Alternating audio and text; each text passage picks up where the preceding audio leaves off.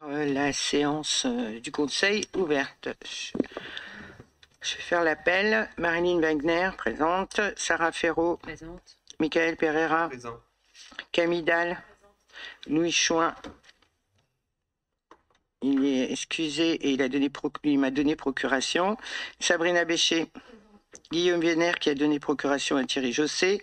Pascal Séjourné, Pierre Bibé qui a donné procuration à Sarah Ferraud. Frédéric Paris, Jérôme Varang, Hugues Cantel qui devrait arriver, Pierre Jallet, Laure Beaumartel, Jocelyn Coinon, il arrive, Valérie Dio, Thierry Josset, Laurence Béatrix, Chantal Hervieux, absente, Julien Lefebvre qui a donné procuration à Camille Dalle, Justine Picot, absente, Régis Roussel, Colette Genet, Ulrich Schumberger qui a donné procuration à François Van Vleteren, Pascal Griot, Sébastien Lerat, qui doit arriver aussi normalement, qui nous aide. Peut-être qu'il est dans le même train que... Bon. Sandrine Bezek qui est excusée, François Van Vleteren, Claire Pitette, Pascal Ditch, Simon Jarailly qui doit arriver avec le train du retard, et Laurence Cosier-Lemire qui a donné procuration à Pascal Ditch. Je vous propose Monsieur Pereira en tant que secrétaire de mairie, secrétaire de séance, pardon. La journée a été difficile. En secrétaire de séance, s'il n'y a pas d'objection, je vous remercie. Donc, vous avez tous appris et avez vu que nous avons eu 2 décès coup sur coup cette semaine. Et donc, je voudrais faire 1 minute de silence pour Thérèse Fichet et après, on fera pour Joël Bourdin 1 autre minute de silence. Donc, je vous demande de vous lever.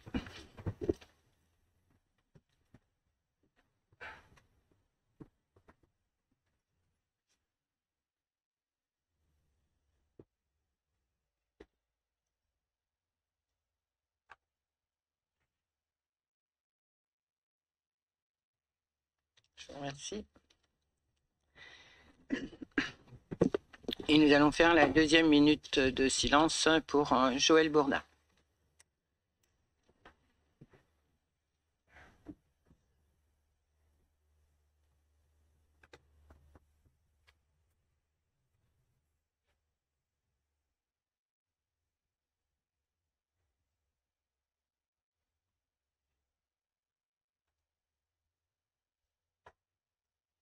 Merci.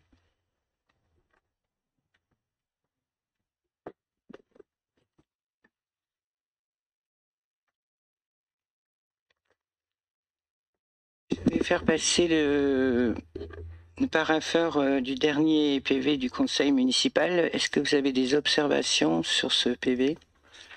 Pas d'observation, je vous remercie, adopté.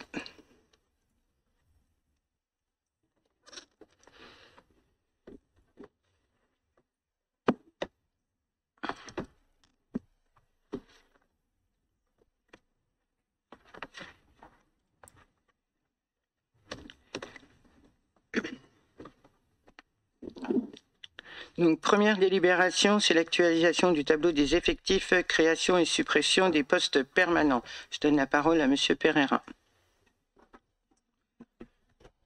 Merci Madame le maire. Donc, comme vous en avez maintenant l'habitude lors des conseils municipaux, une délibération purement administrative avec l'actualisation du tableau des effectifs, et cela concerne la création d'un poste d'agent de maîtrise à la suite de la réussite à un concours. Donc voilà, l'objectif c'est de promouvoir cet agent et de sa nomination prévue au 1er octobre 2025. Il y a également la suppression de 2 postes non pourvus. Il vous est donc proposé d'actualiser le tableau des effectifs joint en annexe. Est-ce que vous avez des questions sur ce tableau des effectifs? Oui, François.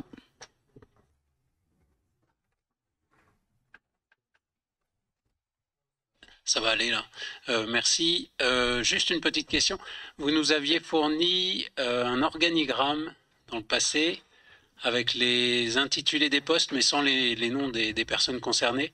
Est-ce qu'il serait possible d'avoir une mise à jour de cet organigramme suite à l'évolution les différentes évolutions qu'on a vues passer, parce qu'il y en a eu plusieurs, s'il vous plaît? On n'a pas changé l'organigramme type, on ne l'a pas changé. Il n'y a pas eu des mouvements de poste. Là, oui, juste François, effectivement, en fait, un organigramme, c'est une organisation d'une administration et il ne se change pas nécessairement. Par contre, en fait, ce qui change, ça peut être les personnels qu'il y a à l'intérieur de l'organigramme. Voilà.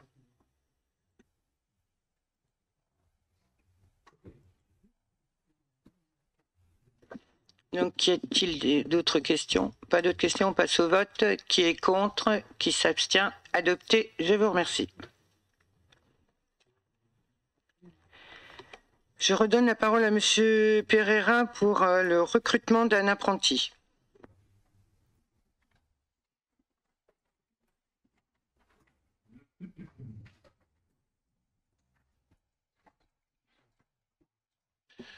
Merci Madame le maire. Donc effectivement, une délibération que l'on prend régulièrement également pour les besoins de la collectivité, mais également pour promouvoir de jeunes talents. Donc un rappel bref, l'apprentissage qui permet à des personnes âgées de 16 à 29 ans d'acquérir des connaissances théoriques dans des spécialités et mettre en application dans une entreprise ou une collectivité territoriale. Et donc, par le biais de cette alternance, cela permet en fait de sanctionner la délivrance d'un diplôme ou d'un titre. Comme je l'ai évoqué en préambule, le dispositif présente un intérêt, un double intérêt du coup pour le jeune qui est accueilli bien évidemment, puisqu'il peut avoir son diplôme à l'issue, mais également pour la collectivité, puisqu'on se sert de sa compétence au service des Bernéens. Et donc la ville de Bernay aimerait conclure dès la rentrée scolaire 2025-2026 un contrat d'apprentissage, donc ce serait un diplôme d'ingénieur eau pluviale et aménagement. Y a-t-il des questions à ce sujet? Pas de questions, on passe au vote. Qui est contre? Qui s'abstient? Adopté, je vous remercie.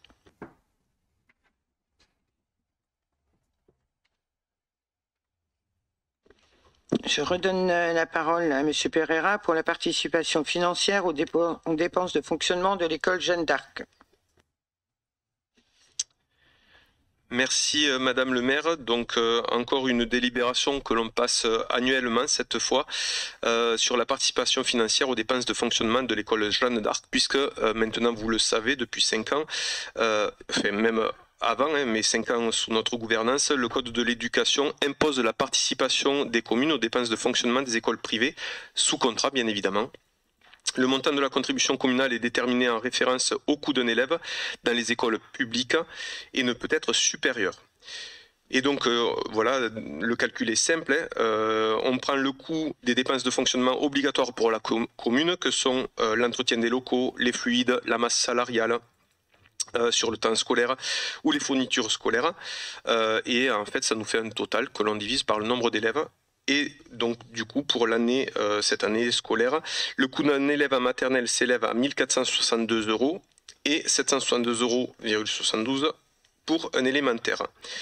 Et donc il est proposé au conseil municipal de fixer la contribution pour l'école Jeanne d'Arc. Donc bien évidemment on multiplie par 20 élèves inscrits en maternelle, ce qui nous donne 29 244 €, et on multiplie par 38 élèves en élémentaire, ce qui nous donne 28 983,36 €. Et ainsi la contribution totale s'élève à 58 227 000 €. Je vous rappelle que les écoles maternelles, c'est obligatoire depuis 2 ans. Avant, il n'y avait pas lieu d'indemniser l'école Jeanne d'Arc pour les maternelles, mais maintenant c'est devenu obligatoire. Y a-t-il des questions? Pascal? Non. Donc on va passer au vote. Qui est contre? Qui s'abstient? Adopté, je vous remercie.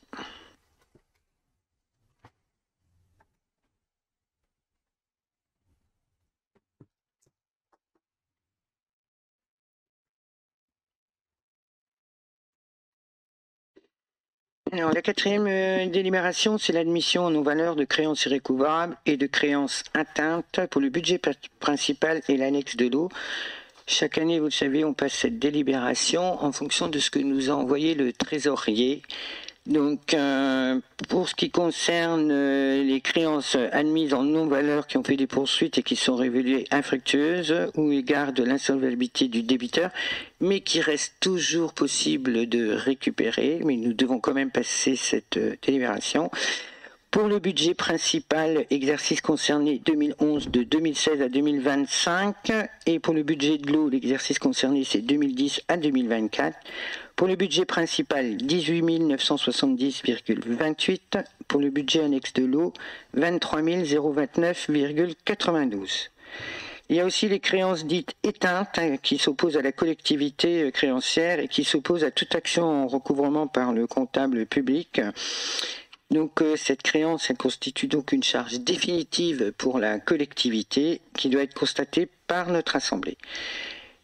Donc ces créances ont été effacées soit dans le cadre d'une procédure de rétablissement personnel sans liquidation judiciaire par la commission de surendettement de l'Eure, soit fait l'objet d'une clôture pour insuffisance d'actifs prononcée par le juge dans le cadre d'une liquidation judiciaire.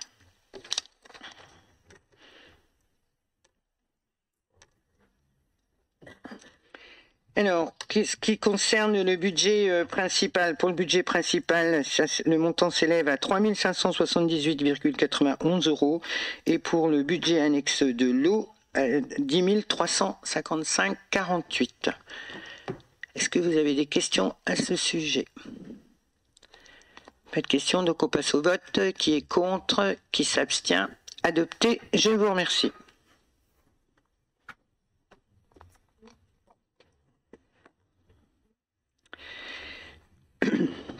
Alors, comme on vient, je vais passer à la délibération 5, c'est la décision modificative numéro 2 pour le budget annexe de l'eau, puisque pour le budget principal, comme nous sommes sur la M57, nous n'avons pas besoin de prendre une décision modificative, mais comme le budget de l'annexe de l'eau est sous la référence de la M49, on est obligé de passer une décision modificative pour pouvoir passer ces créances.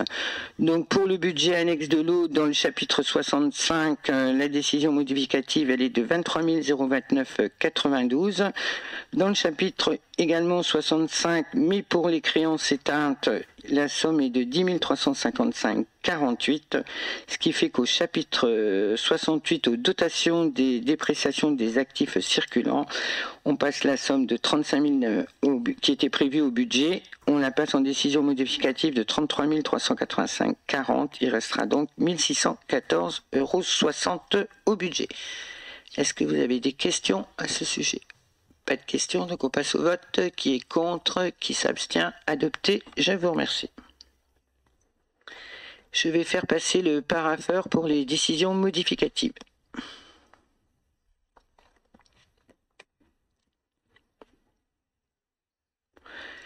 Et je vais passer la parole à Laure Bourmartel concernant l'approbation du projet d'établissement du multi-accueil.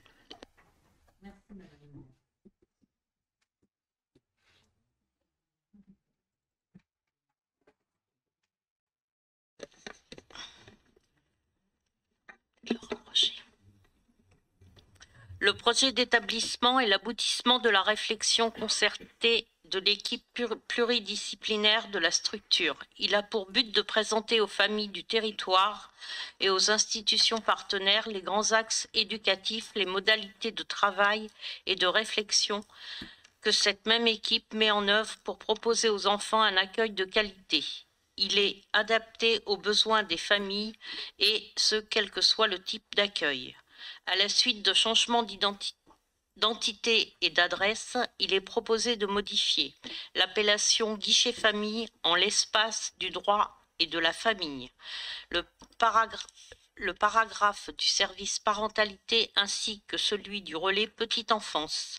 Ajouter un paragraphe concernant la nouvelle maison de l'enfant, une mise à jour des chiffres des établissements scolaires, ajout d'un projet par l'équipe du multi-accueil. Les éléments modifiés apparaissent en jaune dans le document ci annexé. Il est demandé aux membres du conseil municipal d'approuver le projet d'établissement du multi-accueil figurant en annexe. Merci Laure. Est-ce que vous avez des questions? Pas de questions, donc on passe au vote. Qui est contre? Qui s'abstient? Adopté. Je vous remercie.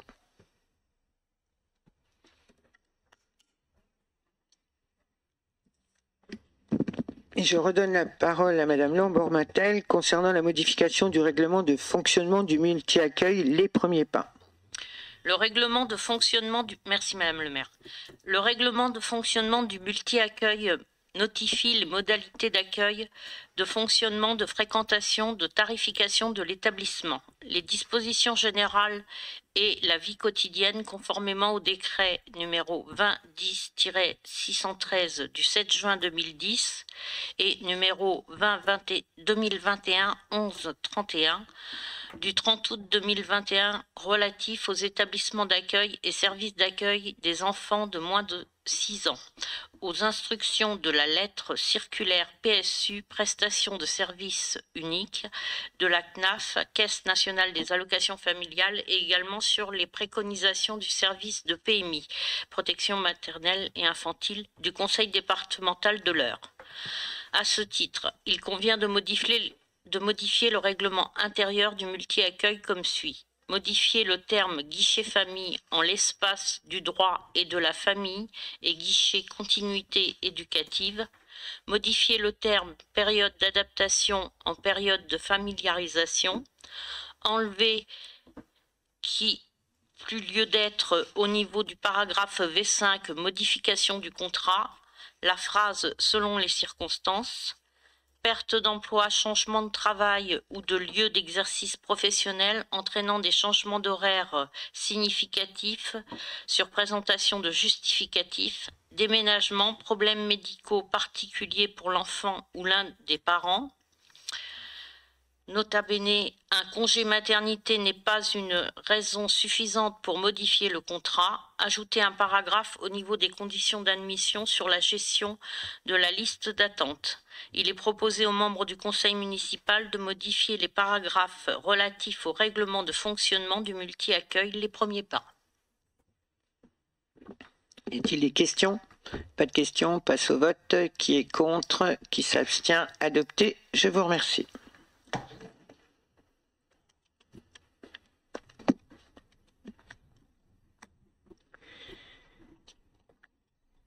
Je vais donner la parole à Madame Béatrix concernant l'approbation du règlement intérieur des espaces culturels Jules Ferry. Merci Madame le maire. Dans le cadre de sa politique culturelle, Culture pour tous, la ville a souhaité renforcer son soutien à la pratique artistique amateur en réhabilitant l'ancienne école élémentaire Jules Ferry en espace culturel. Ces espaces accueilleront dorénavant une salle de diffusion pour spectacles et expositions, une salle de répétition, une salle de résidence à destination des compagnies professionnelles et des espaces de travail. Afin de permettre une utilisation optimale de ces espaces, il est proposé le règlement intérieur présenté en annexe. Celui-ci régira la fonction des différentes salles, leurs modalités et conditions de mise à disposition et d'utilisation. Il vous est demandé donc d'approuver ce présent règlement intérieur. Est-ce que vous avez des questions? Pas de questions, donc on passe au vote. Qui est contre? Qui s'abstient? Adopté. Je vous remercie. Je redonne la parole à Madame Béatrice concernant la modification de la tarification de la salle capitulaire. Merci Madame le maire. Dans le cadre du projet culturel porté par la municipalité, Culture pour tous, les services du pôle d'action culturelle accompagnent chaque année des artistes locaux à promouvoir leur travail artistique autour des projets partenariaux. Cette mise en avant des talents locaux s'organise sous la forme d'expositions, notamment en salle capitulaire. Ce type d'exposition n'a pas vocation à proposer des transactions financières, mais bien à développer l'accès à la culture pour le plus grand nombre. Par ailleurs, d'autres artistes ou représentants d'artistes souhaiteraient louer la salle capitulaire afin d'y organiser des expositions privées. À ce jour, la tarification de ladite salle ne prévoit pas de location sur un temps d'exposition, c'est-à-dire pas plus d'un week-end. Par conséquent, afin de répondre à cette demande, il est proposé de modifier la tarification de la salle capitulaire selon la délibération comme suit. Donc, s'appuyant sur l'annexe 2 de la délibération 97-2023 fixant les tarifs de la salle capitulaire, il est proposé aux membres du conseil d'ajouter les tarifs suivants. Donc, vous avez pour les habitants structure de Bernay, une semaine du lundi au dimanche 1 500 €, habitants hors Bernay pour la structure 1 800 €, 2 semaines pour les gens de Bernay 2 500 €, 3 semaines 3 000 €.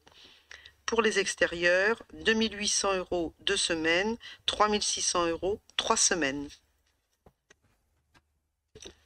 Merci Laurence. Y a-t-il des questions? Pas de questions, donc on passe au vote. Qui est contre? Qui s'abstient? Adopté. Je vous remercie.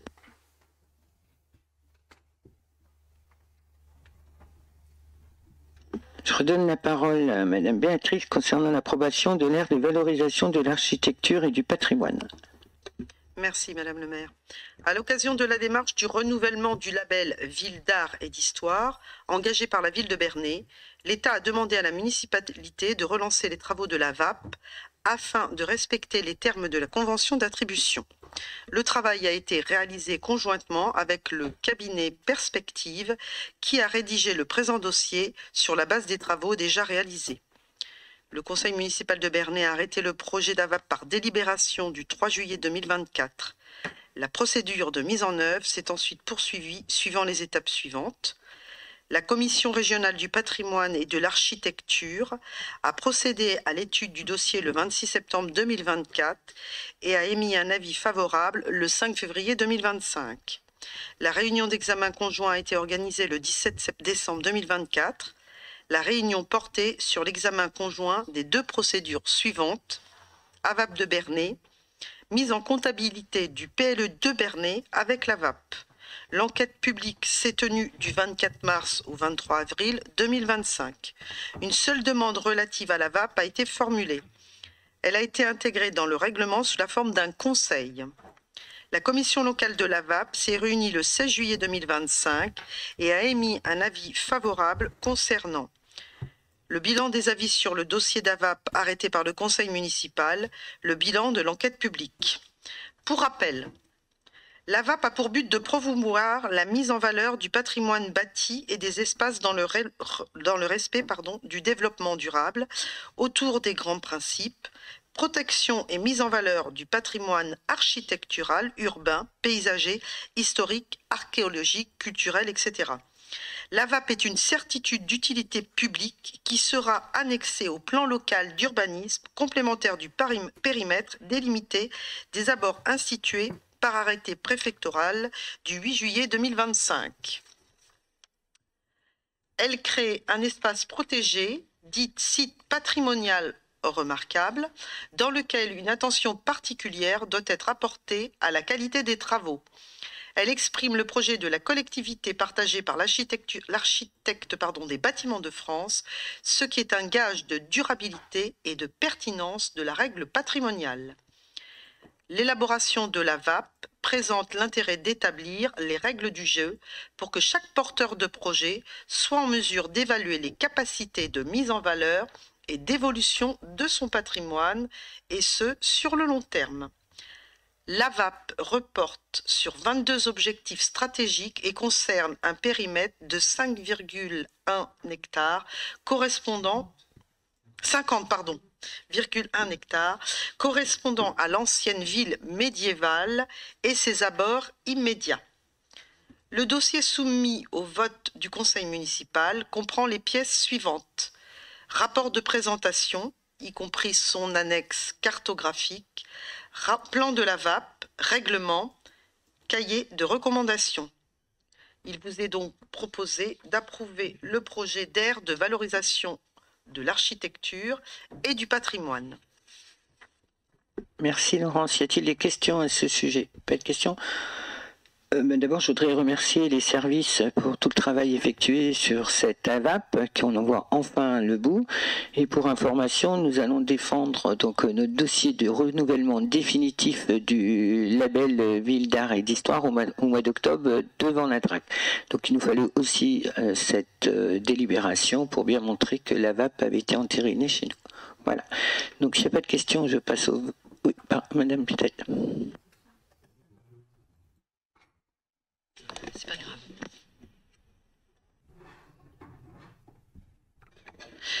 Je vous remercie.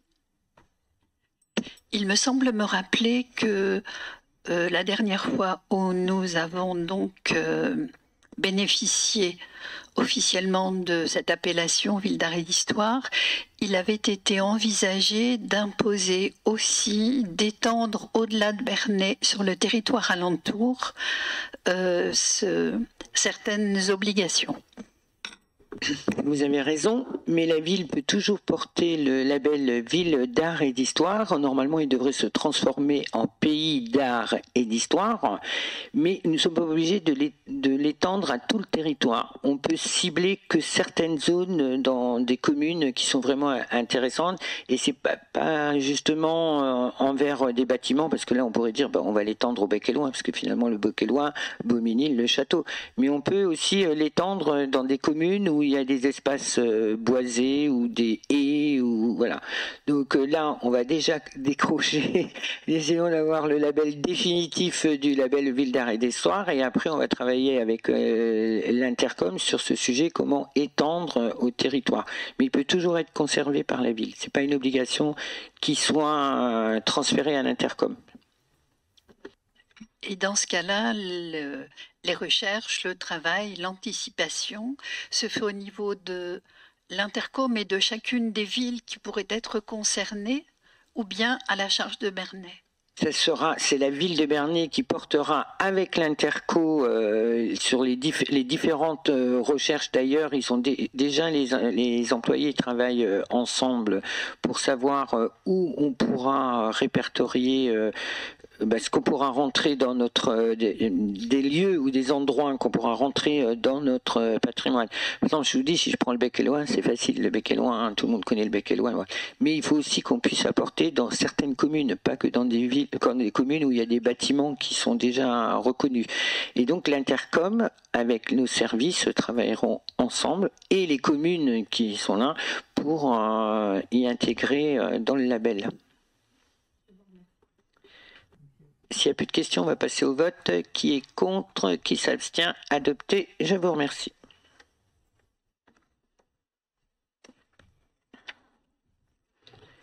Donc je redonne la parole à Mme Béatrix pour l'approbation du projet de renouvellement du label Ville d'art et d'histoire. Merci Madame le maire. Créé en 1985, le label Ville ou Pays d'art et d'histoire est attribué par le ministère de la Culture à des collectivités locales qui possèdent un patrimoine de qualité et qui ont la volonté de le valoriser. Cette volonté se traduit par la mise en œuvre d'une convention, Ville d'art et d'histoire ou Pays d'art et d'histoire, élaborée en concertation avec les communes ou les intercommunalités porteuses du projet. D'une durée de 10 ans renégociable, elle définit des objectifs précis. Les villes et pays d'art et d'histoire constituent un réseau national qui permet l'échange des expériences les plus innovantes. En 2025, le réseau compte 203 territoires, villes ou pays d'art et d'histoire en France. Le 18 février 2012, la ville de Bernay a été signée la convention Ville d'art et d'histoire. Arrivée à échéance en 2022, elle a fait l'objet d'un bilan décennal présenté en mars 2023. Après 2 ans de travail en cohérence avec la politique culturelle, Culture pour tous, présentée en juin 2023, le label Ville d'art et d'histoire fait l'objet d'un projet patrimonial pour une nouvelle décennie, 2026-2036. Voici les grands axes et perspectives.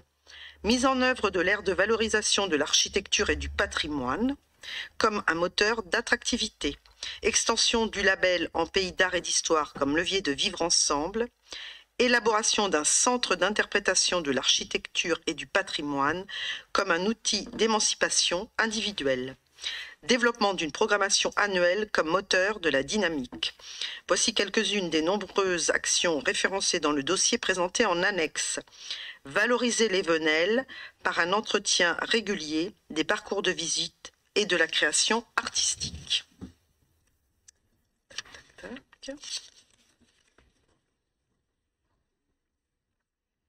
Créer un pays d'art et d'histoire élargi avec Bernay pour ville, centre, en s'appuyant sur une étude scientifique actuellement réalisée par le service du patrimoine en collaboration avec le monde universitaire. Valoriser l'abbatiale et son quartier en y établissant le SIAP. L'abbatiale proposera différents outils de présentation de l'histoire du territoire et ouvrira un cheminement vers le centre historique, le musée, la salle capitulaire ou encore les jardins et le bureau du service du patrimoine. Poursuivre la mise en place de programmation annuelle incluant le développement de parcours et de visites sur le thème du passé textile industriel de la ville, des expositions ouvertes à tous et une pérennisation de la fête du froc et des toiles, comme le 26 juillet en lien avec la Sainte-Anne. Mettre en place une démarche d'accompagnement des propriétaires privés pour la restauration des façades patrimoniales et les lavoirs afin de préserver la qualité architecturale de notre cadre de vie.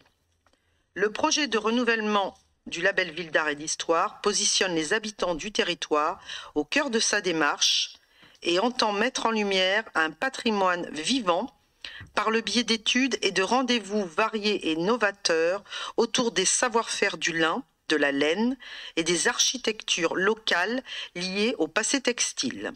Il vous est donc proposé d'approuver ce renouvellement Ville d'Art et d'Histoire.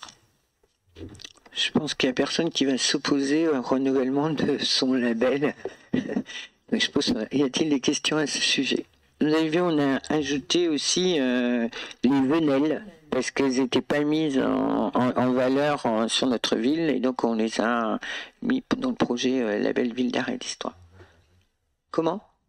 Je regrette que dans ce beau projet ne soit pas intégrée la remise en valeur de la gabelle, qui est quand même à Bernay un des trésors de l'architecture bernéienne. C'est un regret. Elle va bientôt être remise en valeur, Pierre Lagabelle. Y a plus de questions, donc je passe au vote. Qui est contre? Qui s'abstient? Adopté. Je vous remercie.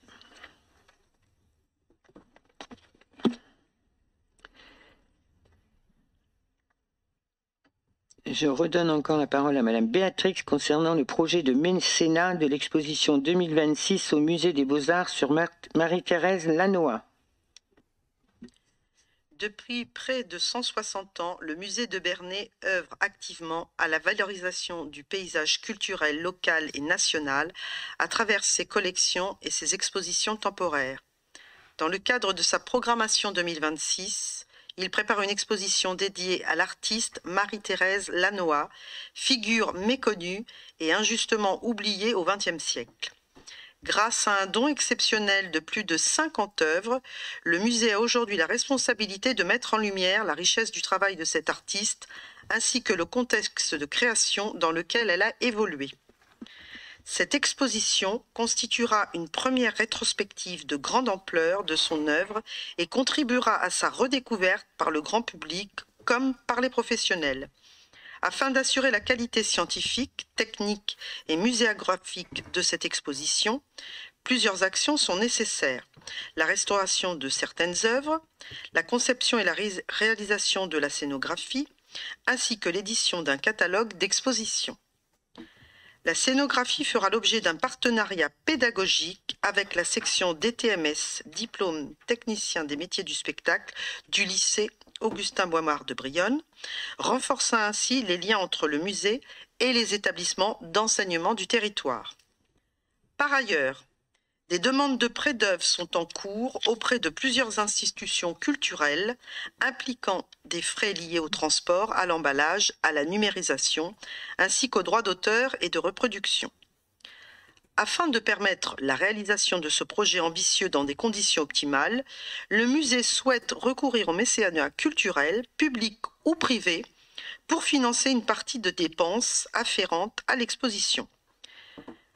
Pour favoriser l'implication des partenaires sur la concrétisation de l'exposition, la ville de Bernay devra délivrer un reçu fiscal à ses donateurs privés afin que ces derniers puissent bénéficier d'une réduction d'impôt. Le process a été validé en septembre 2023 par la création d'une mission de mécénat dénommée Bernay Opportunité. La ville de Bernay sollicitera également les financeurs institutionnels comme la DRAC, la région et le département.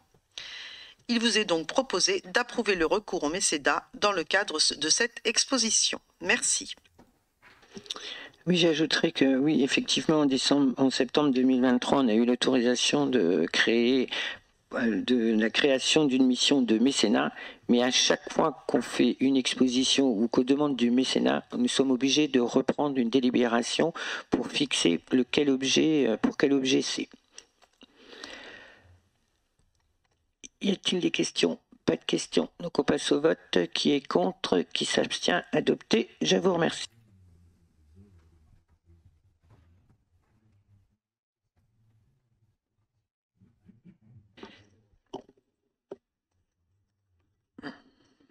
Alors, cession d'une partie de la parcelle ZA 264 à la société Riborn. Vous vous rappelez, on avait passé en délibération la vente d'une parcelle à la société Riborn à la zone de la Grande Malouve, pour des raisons qui sont indépendantes de notre volonté de César. Nous avons dû modifier le terrain et donc aujourd'hui on revient devant vous pour valider la cession définitive d'une parcelle ZA 264 d'une surface d'environ 16 800 m².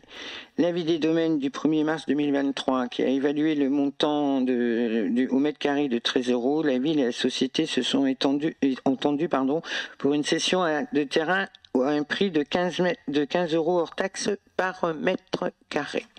Y a-t-il des questions à ce sujet? Pas de questions. Donc je passe au vote. Qui est contre? Qui s'abstient? Adopté. Je vous remercie.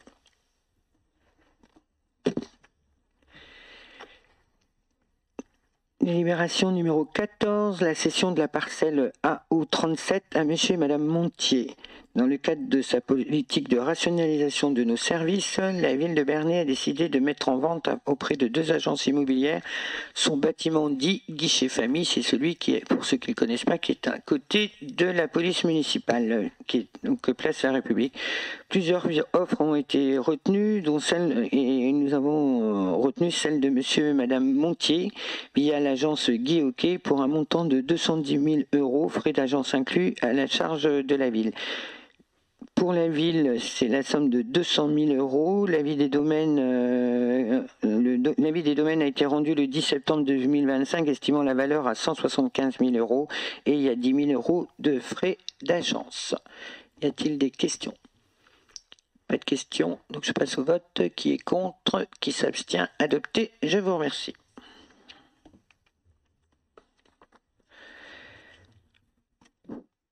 Nous devons prendre acte de la validation des rapports d'activité de 2024 de l'IBTN. Ils vous ont été joints. Le rapport sur le prix et la qualité du service public d'assainissement collectif 2024, de l'assainissement non collectif 2024, le rapport annuel sur le prix et la qualité du service de collecte et de traitement de déchets ménagers, rapport annuel 2024 de la régie de transport. Y a-t-il des questions à ce sujet?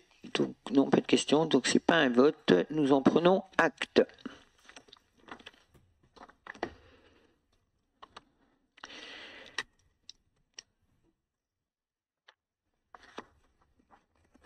Délibération numéro 16, validation du rapport de la CLEC du 2 juillet 2025. Le président de la CLEC a notifié le rapport 2025 adopté par la commission lors de sa réunion du 2 juillet 2025. Conformément aux dispositions de l'article 1609, la CLEC est chargée d'évaluer les transferts de charges qui accompagnent les différents transferts de compétences. Vous avez donc eu ce rapport dans lequel les fixations des charges transférées pour les compétences relatives au point justice de Bernay et au relais petite enfance de Bernay sont abordées. Ce rapport, il doit être soumis à l'approbation de l'ensemble des conseils municipaux des communes membres. Est-ce que vous avez des questions à ce sujet? Pas de questions, donc on passe au vote. Qui est contre? Qui s'abstient? Adopté. Je vous remercie.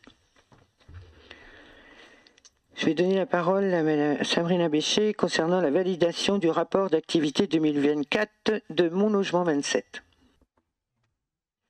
Merci Madame le maire. Le Code général des collectivités territoriales prévoit une présentation des rapports annuels d'activité des syndicats dont la ville est membre au conseil municipal.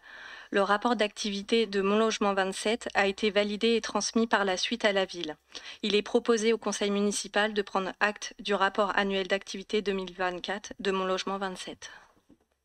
Est-ce que vous avez des questions sur ce rapport?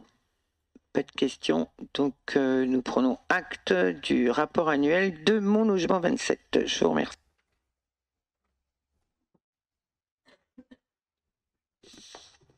Délibération numéro 18, approbation de la modification simplifiée numéro 1 du PLU.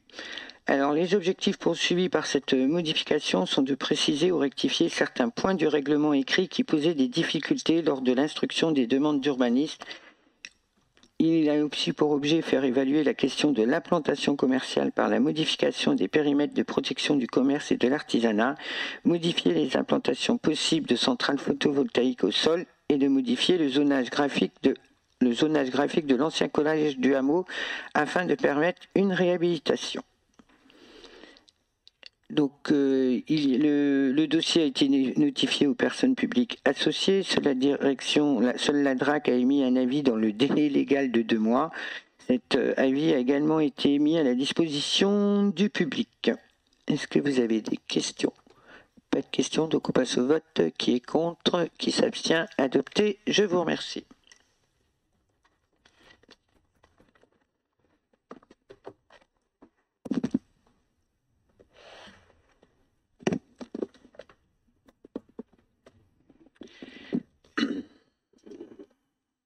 Je vais donner la parole à Jérôme Barrand concernant l'approbation de la convention ville avec le ministère des Armées.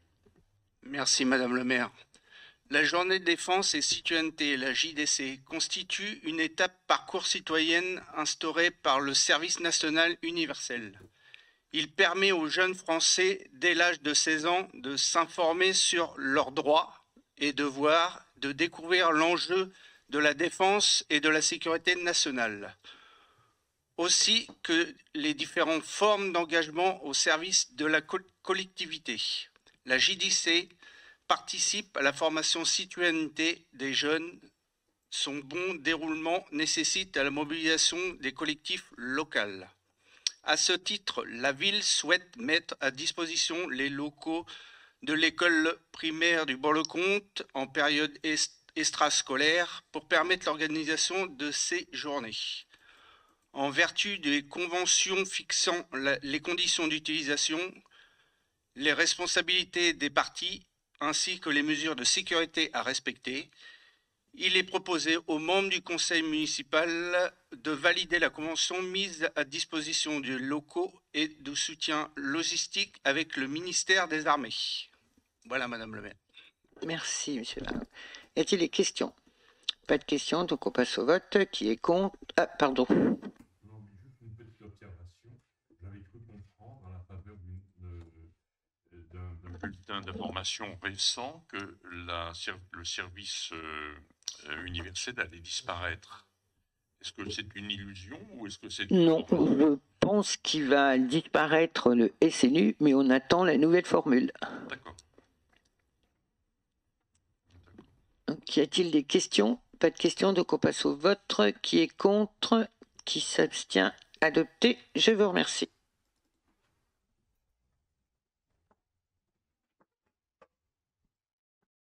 Je donne la parole à Monsieur Pereira concernant la modification des règlements intérieurs des structures du pôle continuité éducative.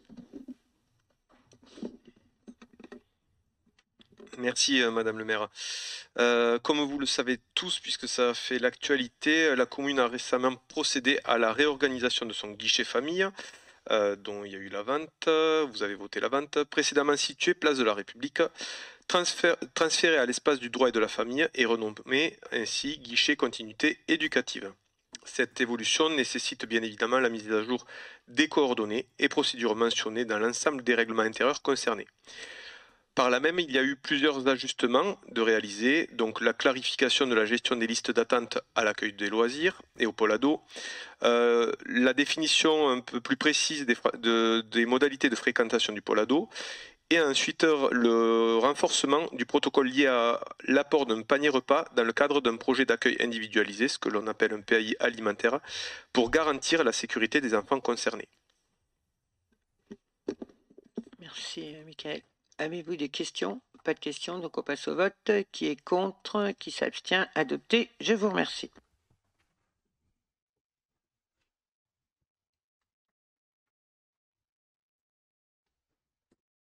Alors. Délibération numéro 21, délimitation d'une zone de présence d'un risque de mérule. Donc la mérule, tout le monde connaît son nom, champignon lignivore qui se nourrit du bois, se développe à l'intérieur des bâtiments présentant un taux d'humidité anormalement élevé. Bon, ce champignon s'attaque aux éléments bois, notamment aux charpentes et à tout type de boiserie. Nous avons récemment constaté quand même que sur notre commune, nous avons beaucoup de bâtiments qui ont été attaqués par la mérule. Donc j'ai sollicité le préfet pour savoir qu'est-ce qu'il fallait faire, si on pouvait réaliser des diagnostics ou pas, obligatoires ou pas, pour ça. Donc il nous appartient de décider sur, bien sûr ça ne peut pas se faire sur toute la commune, mais de préciser des rues où on a connaissance qu'il y a la mérule. Donc à ce jour, et depuis quelques années seulement, les cas suivants ont été répertoriés.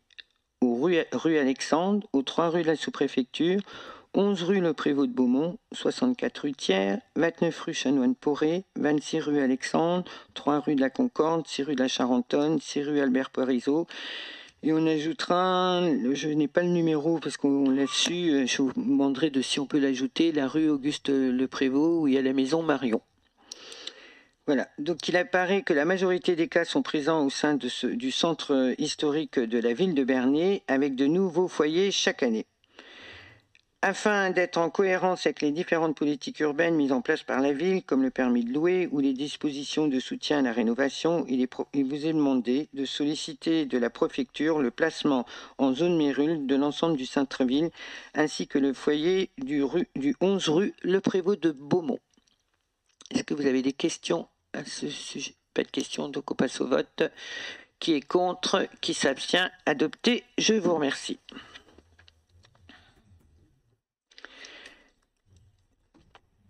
Alors, délibération numéro 22, avis sur le projet de parc solaire photovoltaïque et validation du projet de bail amphithéotique. Dans une volonté de développer les énergies renouvelables tout en valorisant une friche sur la Malouve, la ville de Bernay a sollicité plusieurs entreprises permettant d'installer un parc photovoltaïque au sol sur l'ancienne décharge. Le projet de la société I-Suite Énergie a été considéré comme le plus intéressant du fait aussi bien des contreparties que de la valorisation de l'espace. Pour des raisons techniques, topographiques, d'intégration dans l'environnement, l'emprise foncière de l'implantation photovoltaïque est estimée à environ 10 hectares, comprenant les parcelles 144, 15, 46, 62 jusqu'à la 173 en section BO. La majorité de ces parcelles sont déjà référencées comme une zone permettant le développement d'une telle activité sur le PLU. Les autres le seront intégrés dans un futur proche. Ce projet qui rentre dans la politique actuelle de la transition énergétique liée au développement des énergies renouvelables, défini par le titre 3 de la loi Climat Résilience, objectif de la programmation pluriannuelle de l'énergie. Pour le présent projet, les modules solaires photovoltaïques installés sur les structures porteuses fixes seront de type cristallin, poly ou mono et bifacial. Un dossier d'étude d'impact du projet sera instruit par la DREAL lors de l'instruction du dossier de permis de construire.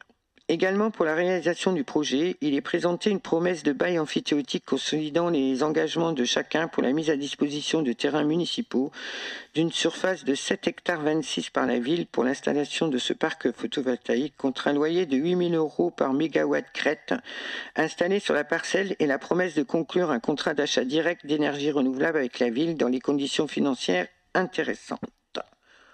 Voilà. Est-ce qu'il y a des questions à ce sujet ? Vous voyez où ça va être situé? C'est sur les terrains en haut où il y avait l'ancienne, à côté derrière chez Via France. S'il n'y a pas de questions, donc on passe au vote. Qui est contre? Qui s'abstient? Adopté. Je vous remercie.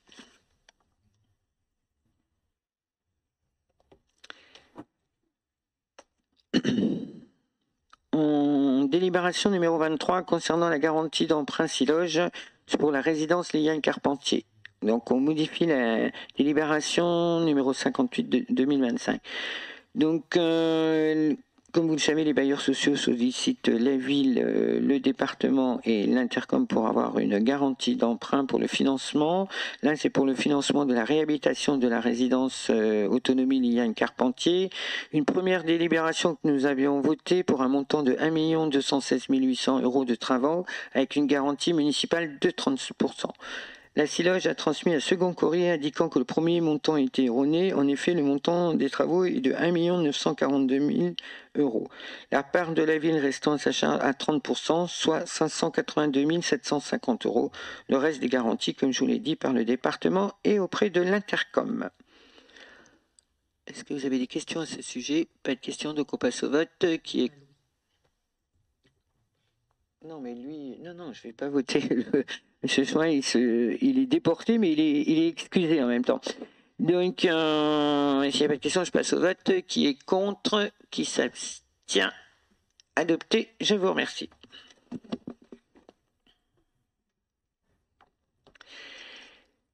Alors, validation, délibération numéro 24, validation de la convention de mise à disposition du parking SNCF, boulevard du But. Est-ce que, si vous voyez, quand vous rentrez sur le parvis de la gare, à droite, il y avait un parking qui était toujours fermé. Donc nous avons sollicité la SNCF pour bénéficier de ce parking qui fait une surface estimée à 700 mètres carrés afin d'aménager un parking gratuit d'une quinzaine de places proches immédiates de la gare. À ce titre, la ville a négocié un montant annuel de 180 € hors taxe par an sans reversement de charges pour une durée de 10 ans. Est-ce que vous avez des questions à ce sujet ? Pas de questions, donc on passe au vote. Qui est contre? Qui s'abstient? Adopté. Je vous remercie. Comment? Alors au début, ils en voulaient 3 000 €. Bon, on n'a pas tout à fait été d'accord. Mais on est arrivé à 180 € hors taxe par an.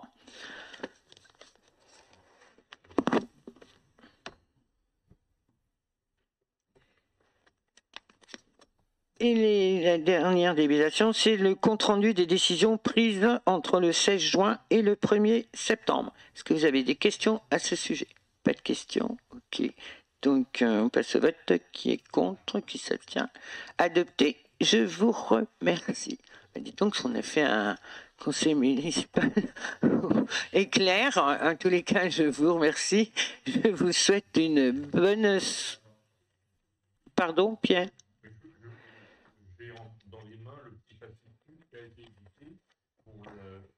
Saison culturelle.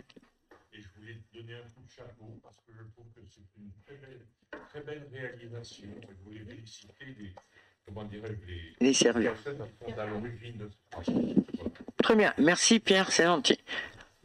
Oui, François. Ça n'a rien à voir, mais il y a plus d'électricité dans le local pour les...